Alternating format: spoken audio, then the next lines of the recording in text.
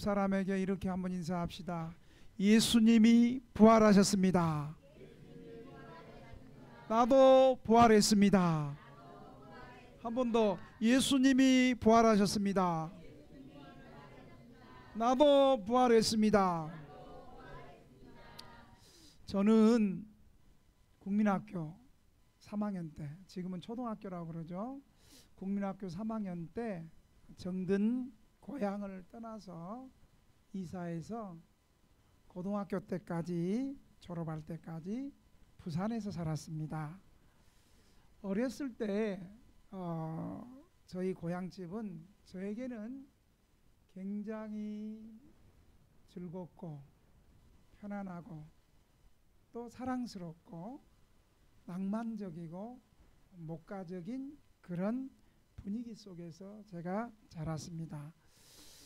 저희 집은 산 밑에, 바로 산 밑은 아니고 산 밑에 동네가 형성되어서 저희 밑에는 이렇게 계곡물이 이렇게 흘러내렸습니다. 물이 얼마나 깨끗했냐면 그 돌을 이렇게 뒤집으면 거기서 가재가 나오기도 하고, 또 우리 동네 바로 계단을 밑에서 내려가면 우리 동네 중앙에는 공동 우물이 있었습니다. 그래서 이 공동 우물에서 어머니들이, 아낙네들이 빨래도 하고 거기서 그 물로 식수로 사용을 하고 지나가는 사람들이 그 공동 우물에서 저도 그 물을 많이 마시고 자랐습니다. 그리고 저는 7남매 중 막내였는데 저희 큰형님하고는 13살 차이가 나니까 제 바로 위에 3살 많은 형이랑 집에서 토끼를 우리 형이 키웠는데 집은 뭐 어머님이 야채를 많이, 배추니 밭농사를 많이 했고, 저희 형은 손재주가 좀 많아고 토끼집도 지어서 학교 갔다 오면 저희 형이랑 같이 산으로 토끼불 뜯으러 가고, 또 산에서 친구들이랑 나무로 총을 만들어서 산에서 총싸움도 하고 숨바꼭질도 하고, 집 마당이 넓어서 집에서 배드민턴도 치고, 그때부터 제가 배드민턴을 잘 친 것 같아. 배드민턴도 치고 숨바꼭질도 하고 미니 축구도 하고, 그렇게 아주 아름답게 자랐던, 정말 부모님의 사랑도 많이 받고 정말 부러울 것 없이 유년 시절을 저희 고향에서 보냈습니다. 그런데 저희 아버님이 은퇴를 하시고 정년퇴직을 하고, 가사가 정년퇴직을 하고 사업을 했는데, 집에서 돼지막을 키우는 사업을 했는데 그게 잘 안 됐어요. 그래서 가사가 기울어져서 서울로 이사를 가려 했는데, 서울로 이사를 가려니까 서울 집값도 비싸고 모든 것이 비싸서 서울 밑에 있는, 한참 밑에 있는 부산으로 이사를 가게 되었습니다. 어린 나이에 부산으로 이사를 가도 어린 나이에 사랑하는 부모님과 그리고 큰 집에서 텃밭이 있고 그곳에서 숨바꼭질을 하고 토끼를 키우고 또 산에 올라가서 친구들이랑 총싸움도 하고 강아지를 키웠는데 강아지 데리고 산에 뛰놀고 그랬던 그 아름다운 추억들이 너무나 강력해서 부산에 이사를 가도 꿈만 꾸면 그 고향에서 참 즐겁고 행복했던 그 꿈을 계속 꾸는 거예요. 그래서 방학만 되기를 기다렸어요. 여름방학 되면 방학 동안에 또 고향집에 이모도 계시고 고모도 계시고 삼촌들도 계신 집에서 방학 2달을 거기서 보냈습니다. 그리고 또 겨울방학을 또 그렇게 보냈습니다. 국민학교 3학년 때부터 중학교 2학년 때까지 방학만 되면 고향이 너무 그리웠어. 고향의 아름다운 추억이 너무 좋았고 즐거웠던 유년 시절이 너무나 좋아서 이 정든 집과 고향집을 방학만 되면 사랑하는 친구들과 친척들의 집에서 행복하게 살았던 그 아름다운 추억을 잊을 수가 없었습니다. 부산에 살아도 늘 마음 중심에는 한 번도 정든 고향집과 친구들과 그 좋은 환경을 잊어본 적이 없었습니다. 오늘 본문에도 늘 예수님께 받은 그 은혜와 사랑을 이 막달라 마리아가 잊지 않고 뜨겁게 예수님을 사랑했던 한 여인이 있습니다. 바로 막달라 마리아입니다. 막달라 마리아는 어떤 여인인가요? 첫째, 막달라 마리아는 예수님의 사랑과 은혜를 받아서 예수님의 치유와 긍휼을 경험해서 그 예수님의 은혜와 사랑을 평생 잊지 않고 간직한 여인이었습니다. 왜냐하면 막달라 마리아는요, 귀신이 들렸어요. 귀신 한 마리만 들린 것이 아니고 7가지 귀신이 들려서 병들어서 인생을 올바르게 살 수가 없었습니다. 그래서 귀신 들려놓으니까 동네에서는 창기처럼 부끄러운 인생을 살고 있었습니다. 많은 사람들에게, 특히 남자들에게 손가락질을 받고 사람 대접 받지 못하고 멸시천대를 받고 있었습니다. 그런데 어느 누구도 그 여인과 가까이 여기지 않고 그 여인을 불쌍히 여겨주지 않는데 예수님께서 먼저 찾아가셔서 막달라 마리아에게 찾아가셔서 그 집에 가서, 여러분, 많은 사람들에게 손가락질 받고 그 여자 가까이 가면 무슨 흉을 받을 수 있고 말이 나고 좋지 않는 소문 추문이 날 건데도 우리 예수님은 이 7 귀신 들려서 사람 대접 받지 못하고 살아가는 이 여인을 불쌍히 여겨서 예수님이 찾아가셔서 7 귀신을 쫓아주시고 그의 질병을 고쳐주셨습니다. 여러분은 아멘을 이렇게 그렇게 불쌍하게 아멘 하지만 막달라 마리아는 그렇지 않았어요. 막달라 마리아는 7 귀신이 떠나가고 이제 정상적으로 인생을 살게 되어서 자신의 질병을 고쳐주시고 자신의 인생을 고쳐주신 이 예수님의 은혜와 사랑을 막달라 마리아는 평생 잊을 수가 없었습니다. 막달라 마리아는 주님을 만나서 주님께서 오셔서 자신의 질병과 귀신 들린 것을 고쳐주시고 치유받고 나서, 그리고 구원받은 후부터는 주님을 평생 따라다녔습니다. 그냥 따라다니는 것이 아니고 주님의 여제자가 되어서 주님의 복음을 듣고 주님과 함께 복음을 증거하는 그런 귀한 삶을 살았습니다. 그리고 그로부터 자신의 물질과 소유를 가지고 주님을 섬겼습니다. 막달라 마리아는 주님께서 십자가에 못 박히는 현장에서 남자 제자들은 다 도망갔지만 평소에는 내 죽기까지 따라가겠습니다. 하여간 말 많이 하는 것들은 이게 다 필요가 없어. 그런데 평소에는 그런 말 안 해도 남자 제자들은 다 도망갔는데 막달라 마리아는 슬퍼 울면서 십자가에 고난받는 현장을 울면서 지켰습니다. 오늘 본문에도 예수님의 무덤에 가장 먼저 찾아갔고 또한 무덤에 돌이 옮겨진 것을 보고 유대인들이 예수님의 시신을 훔쳐간 줄 알고 너무 가슴이 아파서 울고 있었습니다. 이러한 사실이 막달라 마리아가 예수님을 만나서 치유받고 나서 예수님께 받은 은혜를 다 기억하고 예수님께 받은 사랑을 다 잊지 않으면서 예수님을 남달리 얼마나 사랑했는가를 알 수 있습니다. 사랑은 어떻게 해요? 아무나 해요? 사랑은 받은 자가, 주님의 사랑을 받은 자가 주님을 사랑할 수 있고, 주님께 먼저 은혜 받은 자가 그 은혜로 다른 사람을 사랑하고 섬길 수 있다는 사실을 기억하시기를 바랍니다.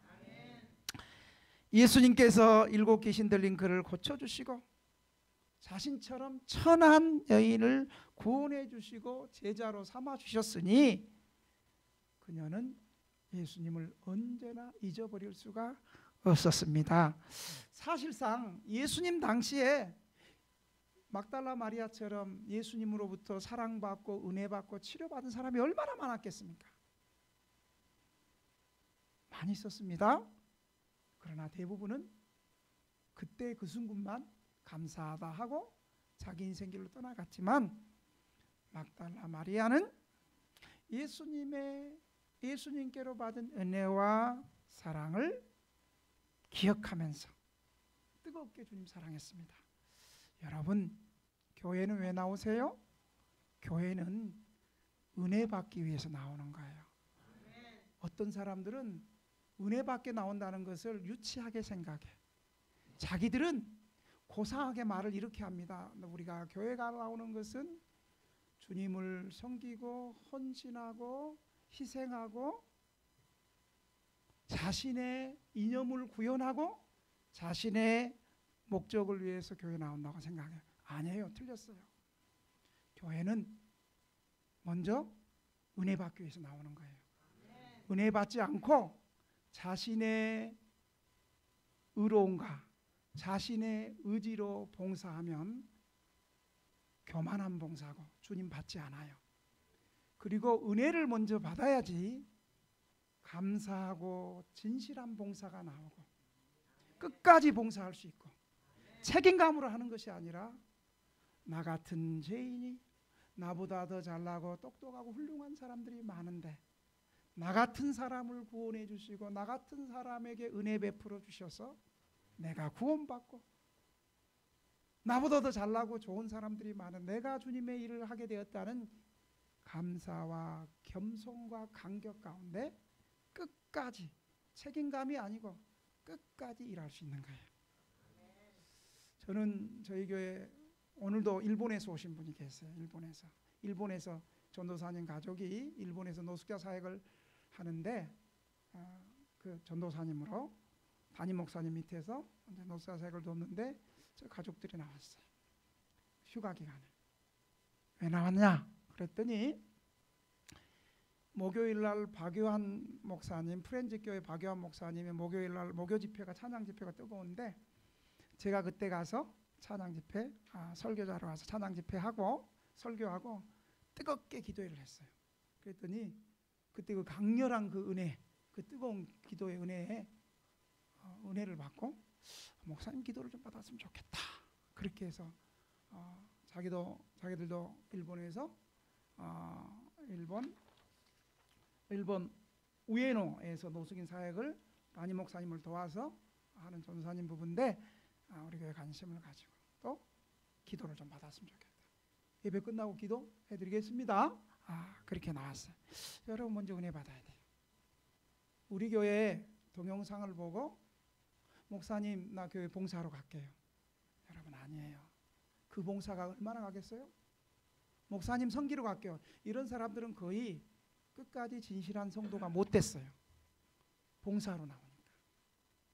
저는 봉사보다도 먼저 등대교회에서 은혜 받아서 진실한 성도로 은혜를 받고 배우기를 원합니다.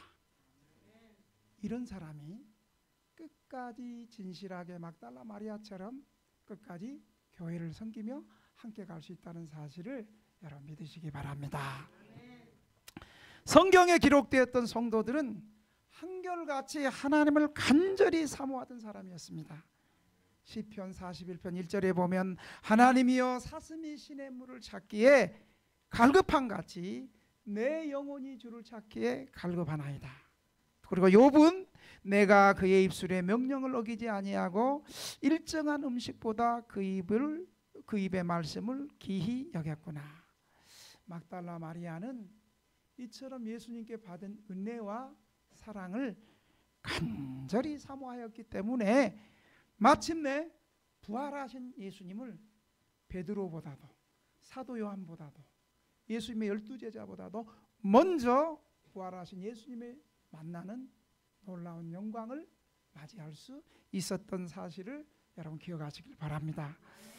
사랑하는 등대교회 성도 여러분, 저와 여러분은 예수님께 먼저 받은 은혜와 사랑을 막달라 마리아처럼 잊지 않고 기억하며 얼마나 귀하게 여기고 있습니까?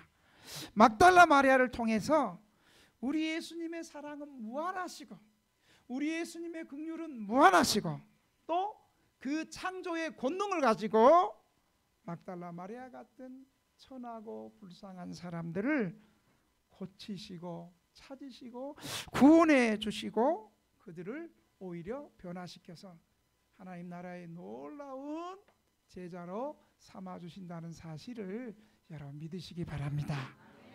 그러니까 한번 따라합시다. 나도 막달라 마리아처럼 겸손하면 은혜 받으면 쓰임 받을 수 있다.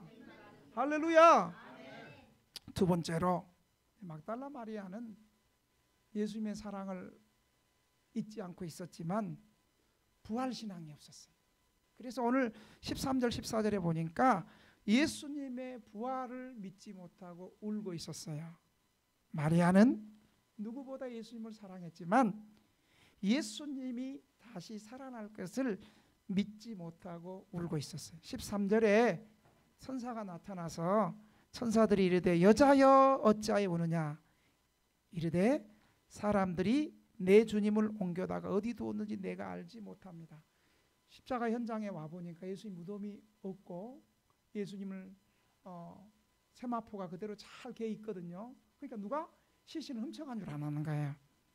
사실 마리아가 하고 천사하고 이 얘기를 하고 있을 때 예수님은 부활하신 예수님은 이 막달라 마리아의 마음으로 뒤에 서 계셨어요. 왜 그토록 주님을 그토록 사랑했던 마리아와 예수님의 제자들은 예수님의 부활을 믿지 못했을까요? 그들은 예수님께서 살아 생전에 부활하실 것에 대한 예언의 말씀을 잊고 있었어요. 여러분 말씀 잊으면 안 돼요.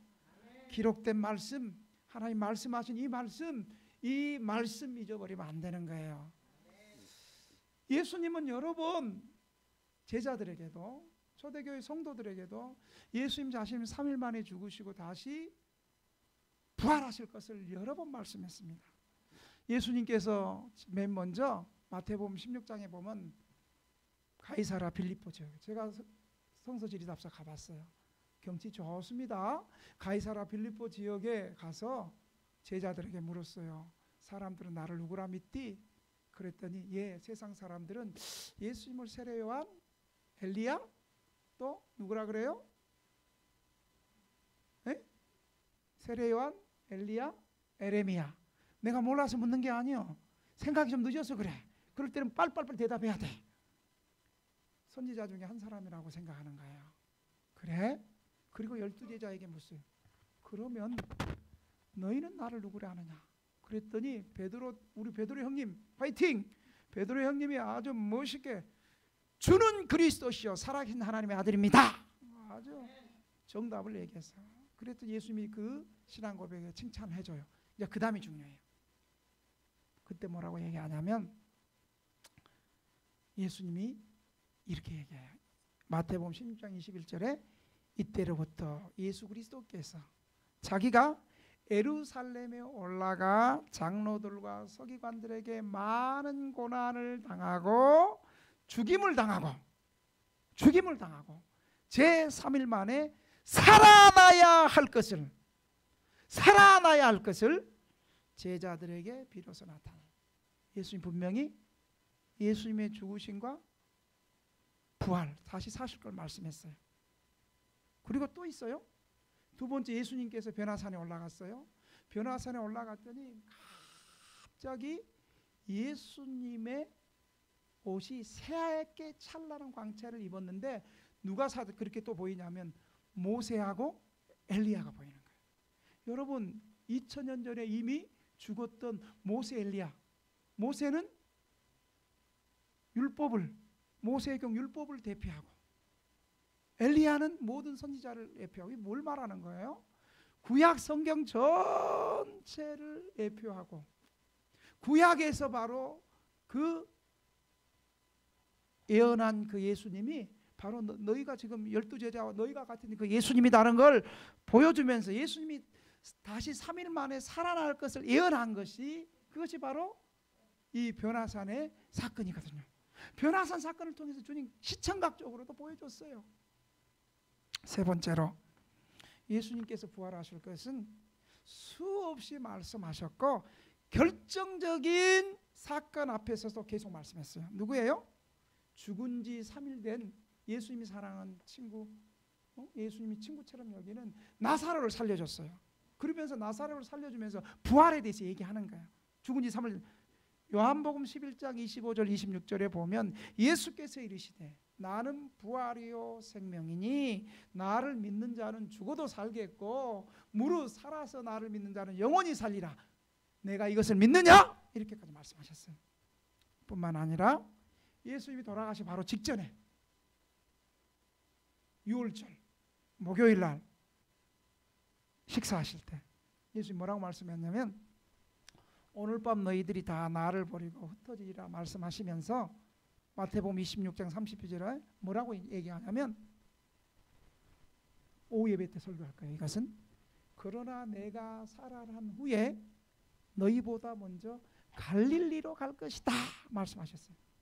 이렇게 예수님께서는 자신이 죽음에서 살아날 것을 여러 차례 예언했지만 제자들은 부활에 대한 예언의 말씀을 믿지 못하고 있었습니다. 여러분 이것도 마찬가지예요. 우리 현대인들의 문제는 내가 듣고 싶은 설교만 듣는 거예요. 그날 담임 목사님의 본문 그 자체를 다 믿어야 되는데 내가 듣고 싶은 것만 듣는 거예요.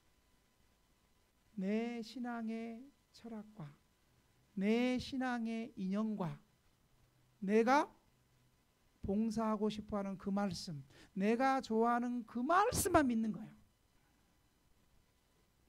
제자들은 그리스도께서 십자가에 못 박혀 죽으신 사실로 인해서 너무 놀래가지고 예수님의 말씀을 생각하기보다는 격동된 감정과 슬픔에 취한 우울증으로 인하여 예수님의 부활을 믿지 못하고 있었습니다.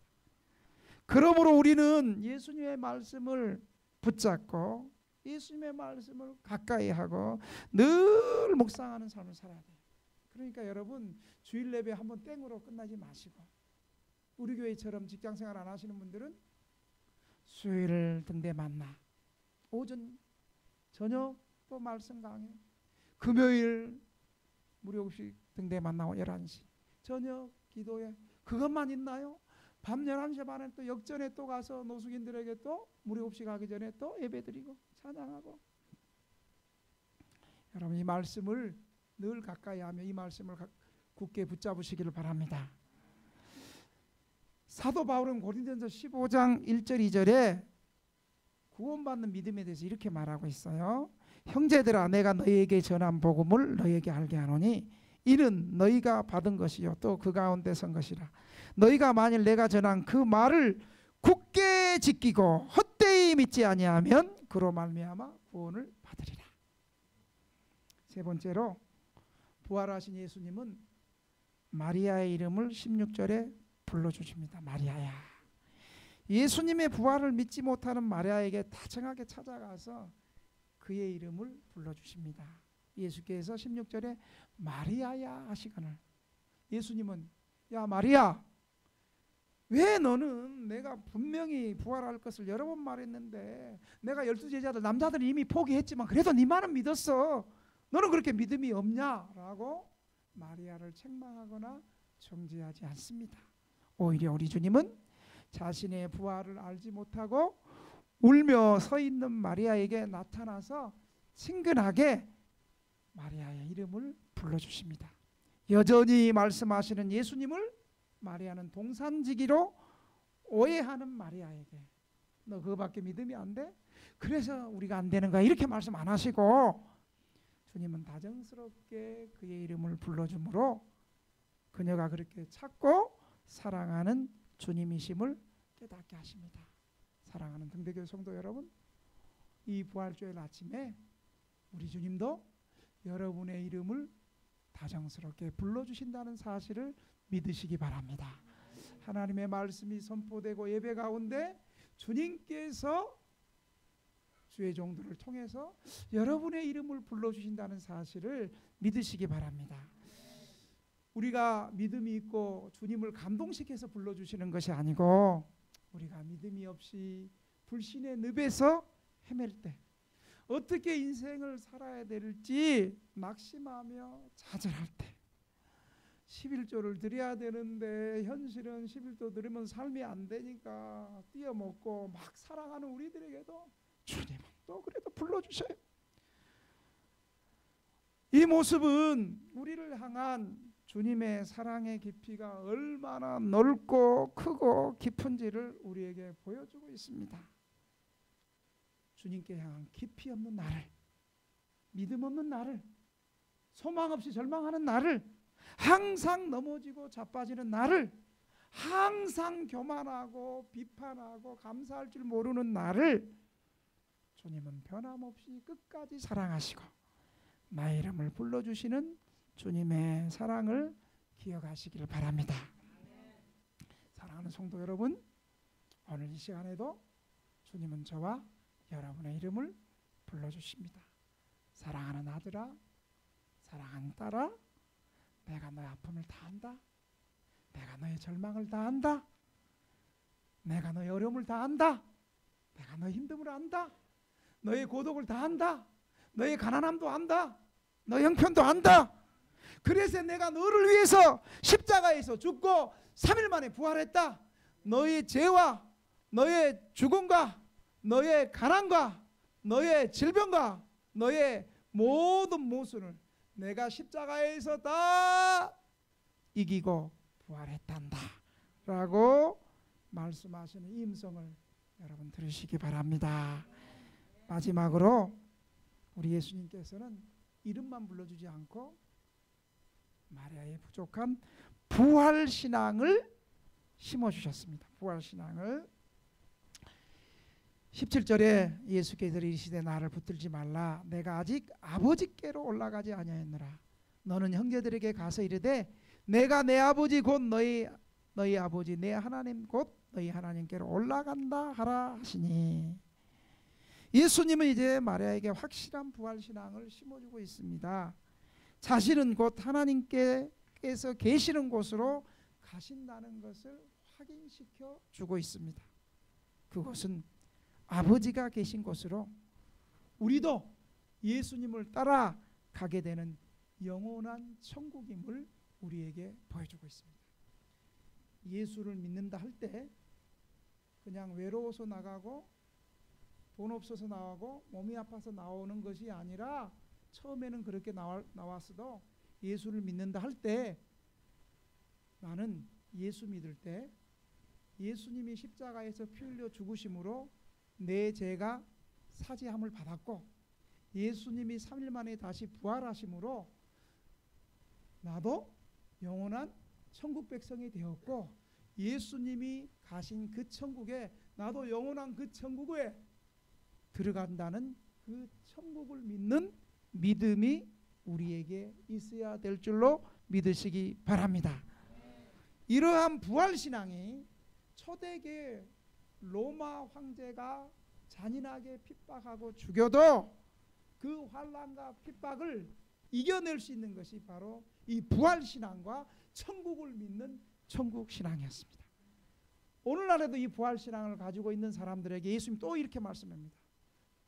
내가 아버지와 아들과 성령의 능력과 권세가 세상 끝날 때까지 너희와 항상 함께 하시리라. 이 말씀이 오늘도 고난을 이기고 세상의 풍파를 이기는 귀한 부활신앙의 길을 이 부활절날 다시 한번 부활신앙이 회복되고 이 신앙으로 주님 오실 때까지 끝까지 살아가는 저와 여러분 되시기를 주님의 이름으로